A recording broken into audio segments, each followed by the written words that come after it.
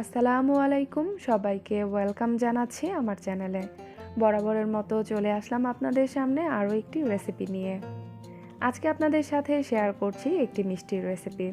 বানিয়ে দেখাচ্ছি ছানা দিয়ে মালাই চপ।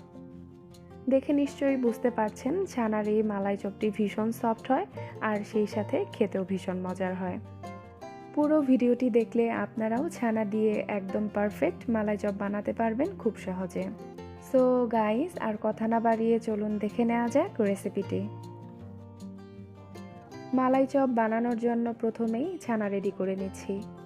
এর জন্য চুলায় একটা হাঁড়িতে দিয়েছি 1.5 লিটার পরিমাণ দুধ। জাল করে দুধটাতে বলক তুলে নিব। পারফেক্ট মালাই চপ বানানোর জন্য কিন্তু ছানাটাও পারফেক্ট হতে হবে।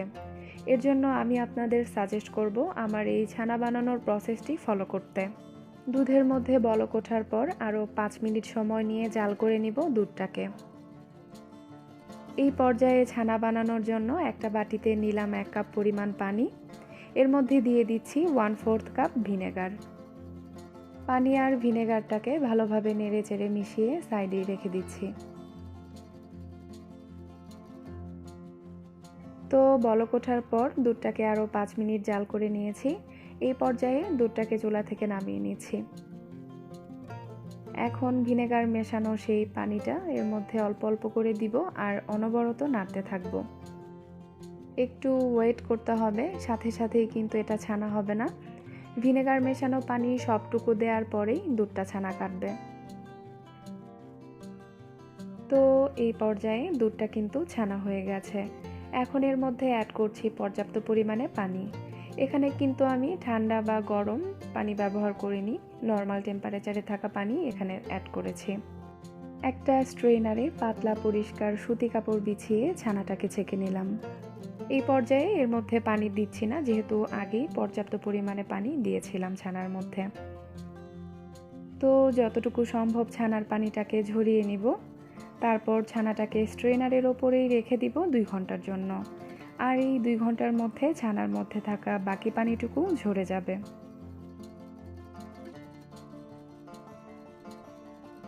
দুই ঘন্টা পর ছানাটাকে বের করে নিচ্ছি।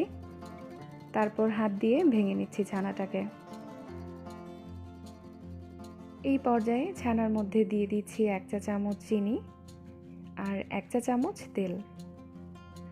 এখন হাত দিয়ে খুব ভালোভাবে ছানাটাকে ম্যাশ করে একটা ডোর আকৃতি বানাতে হবে। আর এই ম্যাশ করার কাজটা কিন্তু অবশ্যই হাত দিয়ে করতে হবে।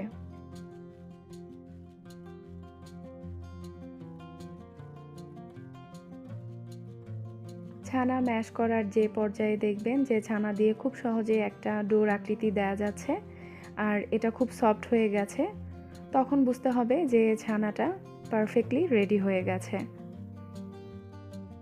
তো এই ছানাটা কিন্তু চপ বানানোর জন্য এখন রেডি।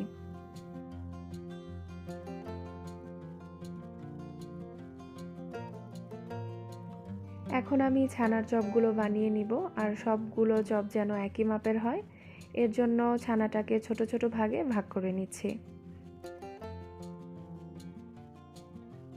তো এই পর্যায়ে আমি ছানার চপগুলো বানিয়ে নিব।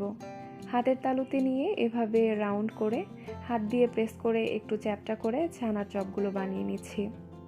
আর হাতের তালুতে নেয়ার পর প্রয়োজন হলে ছানাটাকে আরও একটু মথে নেবেন, যাতে ছানার চপটা মসৃণ হয়। খেয়াল রাখতে হবে যেন চপের মধ্যে কোনো প্রকার ক্র্যাক বা ফাটল না থাকে। 1.5 লিটার দুধের ছানা দিয়ে আমি এখানে 17টা ছানার চপ বানিয়েছি। এই পর্যায়ে পরিষ্কার পাতলা একটা ভেজা কাপড় দিয়ে চপগুলোকে ঢেকে রেখেছি। চুলায় একটা হাঁড়ি দিয়ে দিলাম 2 কাপ পরিমাণ চিনি আর পানি দিয়ে দিলাম 5 কাপ। তো ওয়েট করছি এর মধ্যে বলক না ওঠা পর্যন্ত।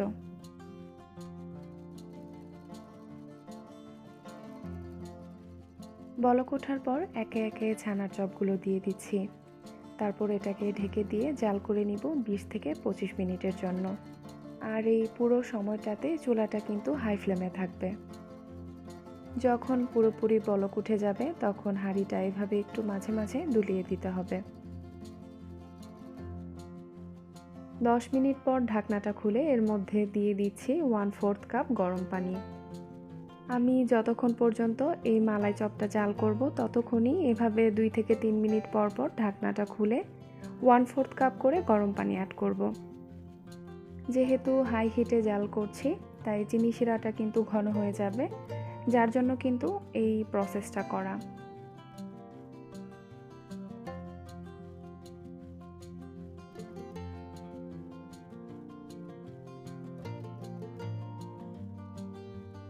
এই পর্যায়ে ছানার চপটা কিন্তু হয়ে গেছে। এটা হয়েছে কিনা বোঝার জন্য একটা চপ পানিতে দিয়ে দিচ্ছি। এটা যদি পানিতে ডুবে যায় তাহলে বুঝতে হবে যে ছানার চপগুলো পারফেক্টলি কুকড হয়েছে। তো এই চপটি পানি থেকে তুলে আবারও চিনি শিরাতে দিয়ে দিচ্ছি। মালাই বানানোর জন্য এখানে আমি 2 লিটার পরিমাণ দুধ আগেই জাল দিয়ে ঘন করে 1 লিটার করে রেখেছিলাম। দুধটাকে আবারও বলক তুলে নিচ্ছি।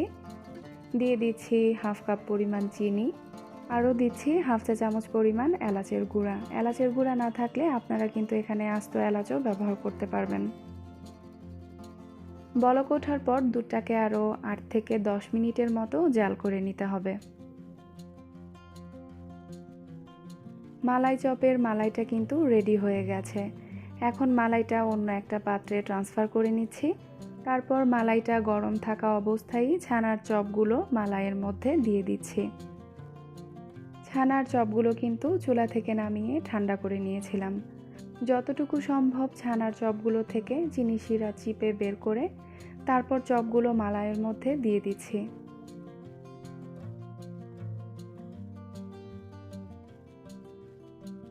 এই পর্যায়ে মালাই চপগুলোকে রুম টেম্পারেচারে এনে ঢেকে দিয়ে ফ্রিজে রেখে দিব সারা রাতের জন্য।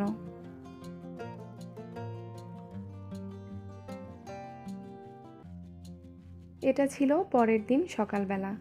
দেখতেই পারছেন চপগুলো কিন্তু মালাইয়ের মধ্যে খুব সুন্দরভাবে ভিজেছে। তো মালাই চপগুলোকে সার্ভ করে নিচ্ছি, আর গার্নিশিংয়ের জন্য এর ওপরে দিয়ে দিচ্ছি কিছু পেস্তা বাদাম কুচি।